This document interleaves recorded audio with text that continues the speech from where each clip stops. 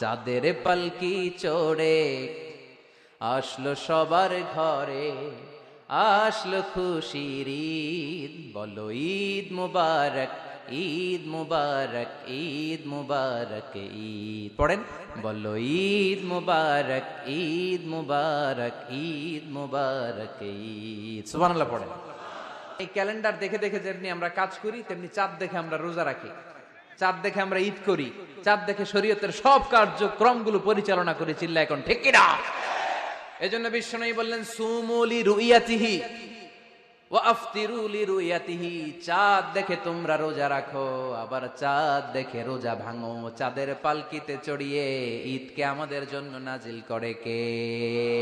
এজন্য আল্লাহ বললেন আশ-শামসু ওয়াল কামারু বিহুসবান, চাঁদ সূর্য তাদের নিয়ম মেনে চলে, এটা দেখে আমরা হিসাব করি। ওয়ান নাজমু ওয়াশ-শাজারু ইয়াসজুদান, বৃক্ষলতা তারকারাজি সবকিছু একটা সত্তারে সিজদা দেয়, তিনি কে?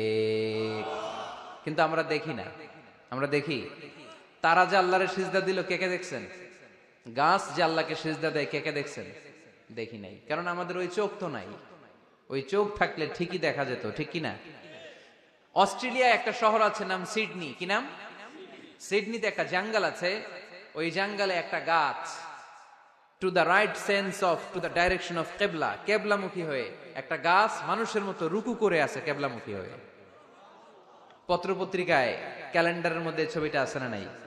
তার মানে গাছপালা আল্লাহকে সিজদা করে কি করে না? পাখিগুলো আল্লাহর জিকির করে কি করে না? নদীগুলো আল্লাহর তাসবিহ পড়ে কি পড়ে না? ওয়া ইম মিন শাইইন ইল্লা ইউসাব্বিহু বিহামদিহি ওয়ালাকিন লা তাফকাহুনা তাসবিহাহুম, আল্লাহ বললেন গোটা দুনিয়ায় যা তোমরা দেখতে পাও সবকিছু জিকির করে একজনের, তিনি কে? ওয়ালাকিন লা তাফকাহুনা তাসবিহাহুম, কিন্তু এই তাসবির ভাষা তোমরা বোঝো না। প্রত্যেকটা প্রাণীর জিকিরের আলাদা ভাষা আছে না নাই? পাখিরা যায় উড়ে যায় আকাশের ওই নীলিমায়, নদীরা যায় ছুটে যায় সাগরের ওই মোহনায়। পাখ পাখালি আর সাগর নদী, পাখ পাখালি আর সাগর নদী, কার গুণগান গায়? আল্লাহু আল্লাহ, আল্লাহু আল্লাহ, আল্লাহর গুণগান গায়। সবাই পড়েন আল্লাহু আল্লাহ, আল্লাহু আল্লাহ, আল্লাহর গুণগান গায়। চিল্লায় পড়েন আল্লাহু আকবার। তাহলে মহাবিশ্বে যা দেখা যায় সবগুলো জিকির করে একজনের, তিনি কে? সবকিছু সেজদা করে একজনকে, তিনি কে? এই সেজদার জন্য কিয়ামতের দিন আল্লাহ আমাদেরকে আদেশ দিবে, বলবেন সেজদা দে, সেজদা দিয়ে আমারে দেখা। আপনারা ওঠা বসা শুরু করলেন কেন? আসরের সালাত আমরা পড়বো না, 4টায় আজান হবে, তো এখনো তো আমার ঘড়িতে 10 মিনিট বাকি, উঠলেন কেন? হ্যাঁ, বিশৃঙ্খলায় খুব শ্রেষ্ঠ আপনারা। বসেন বসেন, 3:45 না? আজকের এই প্রোগ্রামের জন্য 4টায় দেয়া হবে, আমাকে বলা হবে।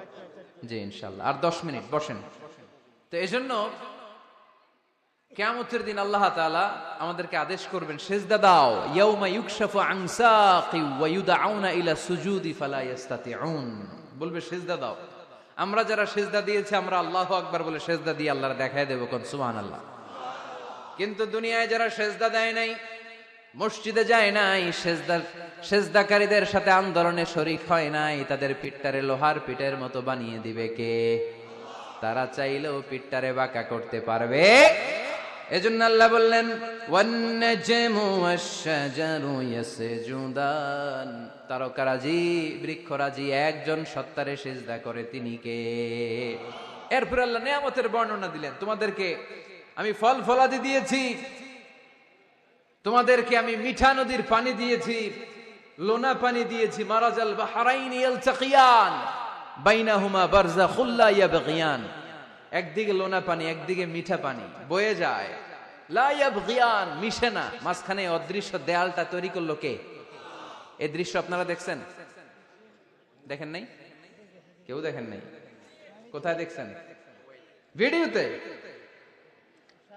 বাংলাদেশের অনেক জায়গায় আছে লোনা পানি আর মিঠা পানি মিশানো, একটা কালো ঘোলা আর একটা একেবারে ক্রিস্টাল ক্লিয়ার। আমি মিশরে দেখেছি নীল নদের পানি আর লোহিত সাগরের পানি মিশানা। একটার পানি ঠান্ডা আর একটা গরম, একটা ডেনসিটি হাই আর একটা ডেনসিটি লো, একটা লবণ বেশি আর একটা লবণ নাই, তাই একটার সাথে আরেকটা মিশে না। এদিক দিয়ে পানির মতো জিনিস বয়ে যায়, একটা কালো ঘোলা আর একটা সাদা, মাঝখানে অদৃশ্য দেয়াল দিয়ে রেখেছে কে? আরো জোরে বলতে হবে, তিনি কে?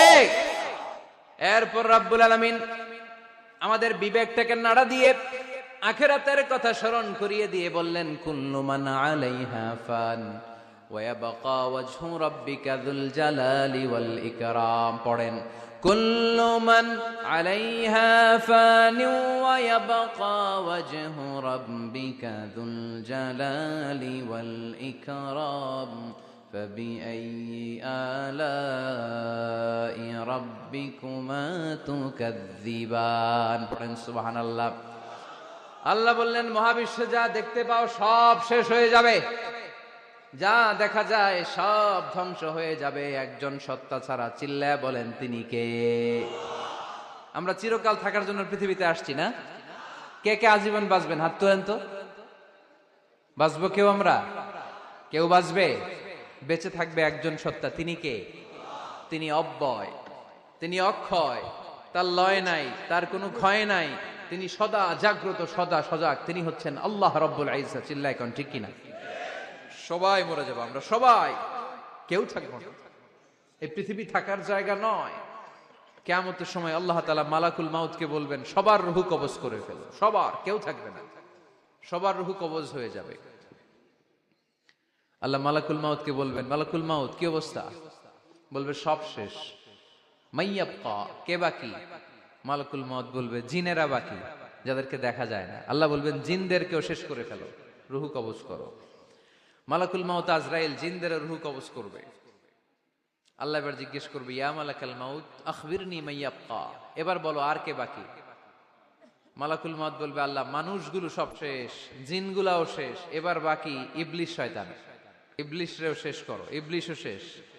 আল্লাহ আবার জিজ্ঞেস করবেন, ইয়া মালাকাল মাউতি মাইয়াবকা, আর কে বেঁচে আছে বলো? মালাকুল মাউত বলবে, আল্লাহ আপনার কথা অনুযায়ী পৃথিবীর সব মানুষের রূহ কবজ করলাম, সব জিনদের রূহ কবজ করলাম, ইবলিসের রূহ কবজ করলাম, এখন আছে শুধু ফেরেশতারা। আছে কারা? যাও ফেরেশতাদের রূহ কবজ করো, ফেরেশতাদের রূহ কবজ হয়ে যাবে। এবার আল্লাহ জিজ্ঞেস করবেন, ইয়া মালাকাল মাউত আখবিরনি মাইয়াবকা। মালাকুল মাউত বলবে, আল্লাহ আপনার কথা মতো ধরে ধরে সব শেষ, ফেরেশতাও শেষ, চারজন ছাড়া। কয়জন ছাড়া? জোরে বলেন, কয়জন ছাড়া? ইসরাফিল, জিব্রাইল, মিকাইল, আজরাইল। আল্লাহ এই চারজন আমরা বাকি। আল্লাহ বলবে, যাও ইযহাব ইনতালিক ইলা জিবরিল ওয়াকবাদ রূহ